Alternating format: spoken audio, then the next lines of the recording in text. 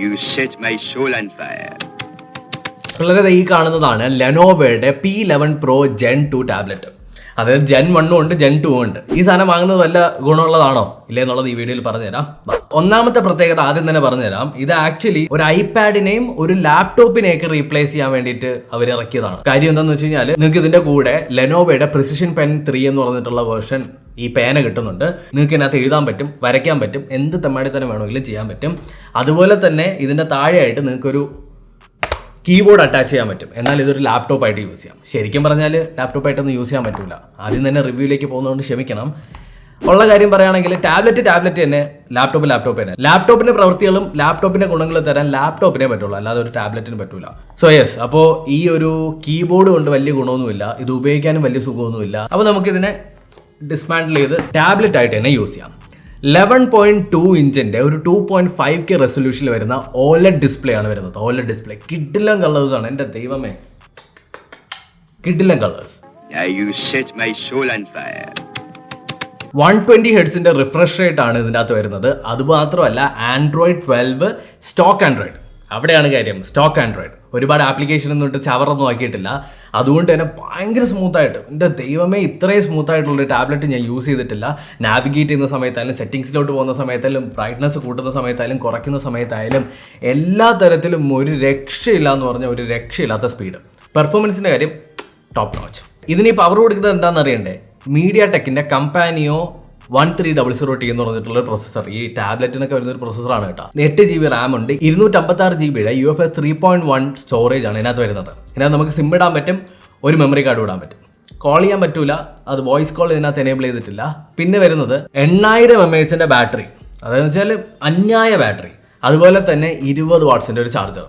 8000 mAh എന്ന് പറയുന്ന സമയത്ത് നിങ്ങൾക്ക് ഫുൾ ബ്രൈറ്റ്നസ്സിൽ, ഫുൾ വോളിയത്തിൽ ഒരു 4-5 സിനിമയൊക്കെ ഒരു ദിവസം കാണാൻ പറ്റും. എന്നിട്ട് നിങ്ങൾക്ക് കുറച്ച് ചാർജ് ബാക്കിയാണ്.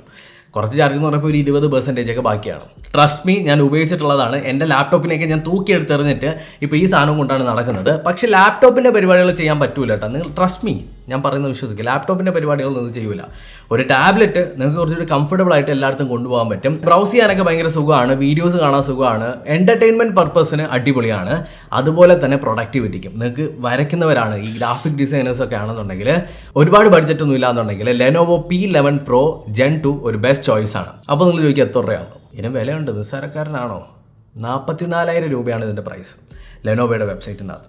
ഇനി ഇതിൻ്റെ അകത്ത് വരുന്ന സ്പീക്കേഴ്സ്, ഡോൾബി അറ്റ്മോസ് ഇതിനകത്തുണ്ട്. JBL ആണ് ഇതിനകത്തുള്ള സ്പീക്കേഴ്സ് മൊത്തം കൊടുത്തിട്ടുള്ളത്. അന്യായ സൗണ്ടാണ്. അതായത് ഒരു സൈഡിൽ നിങ്ങൾക്ക് സൗണ്ട് വരുന്നതെന്നൊന്നും തോന്നൂല. അത് മൊത്തത്തിൽ ഒരു തിയേറ്ററിലിരിക്കുന്ന അവസ്ഥ. ഞാൻ കാണിച്ചു തരാം.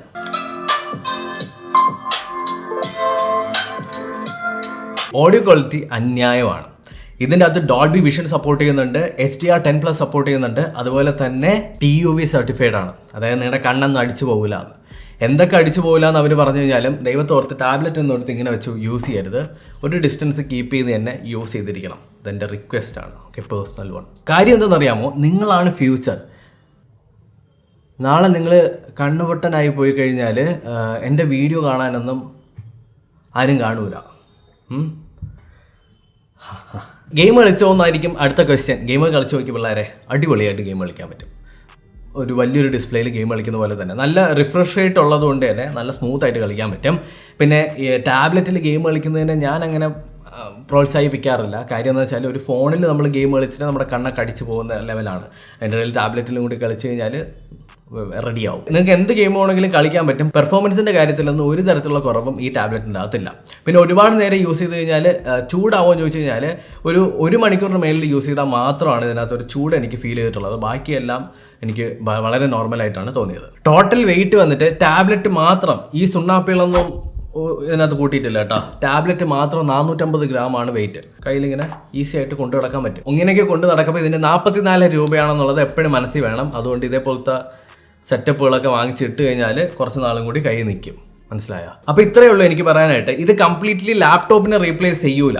എന്നാൽ നിങ്ങൾക്ക് ഒരു iPad Pro വാങ്ങാനായിട്ടുള്ള ബഡ്ജറ്റ് ഇല്ല, നിങ്ങൾക്ക് ആൻഡ്രോയിഡ് ആണ് ഇഷ്ടം എന്നുണ്ടെങ്കിൽ പെർഫെക്റ്റ് വൺ 2022 ഞാൻ റിവ്യൂ ചെയ്തിട്ട് എനിക്ക് ഏറ്റവും ഇഷ്ടപ്പെട്ട എന്നാൽ ഒരുപാട് എക്സ്പെൻസീവ് അല്ലാത്ത ടാബ്ലറ്റാണ് ലെനോവയുടെ P11 Pro Gen 2 എന്ന് പറയുന്നത്. Definitely A choice. അപ്പോൾ നിങ്ങളൊരു ഗ്രാഫിക് ഡിസൈനറാണ്, പടം വരയ്ക്കുന്ന ആളാണ്, കളർ അടിക്കുന്ന ആളാണ്, ഒന്നുമില്ലെങ്കിൽ നിങ്ങൾക്ക് മറ്റേ കൊച്ചു പിള്ളേരുടെ മറ്റേ പോപ്പായിനെയും മിക്കി മൗസിനെയൊക്കെ കളർ അടിക്കണം, നോട്ട് എഴുതണം എന്നൊക്കെ ഉണ്ടെങ്കിൽ, അല്ലെങ്കിൽ മെഡിക്കൽ സ്റ്റുഡൻ്റ് ആണ്, പഠിക്കുന്നവരാണ്, നിങ്ങൾക്ക് നോട്ട് എടുക്കണം, ഐപാഡ് വാങ്ങാനും ഐപാഡിന് എല്ലാം കൂടി ചേർത്ത് ഒരു 61,000-65,000 രൂപയാവും. പ്ലസ് ഒരു ആപ്പിൾ പെൻസിലിന് എത്ര രൂപയാവും?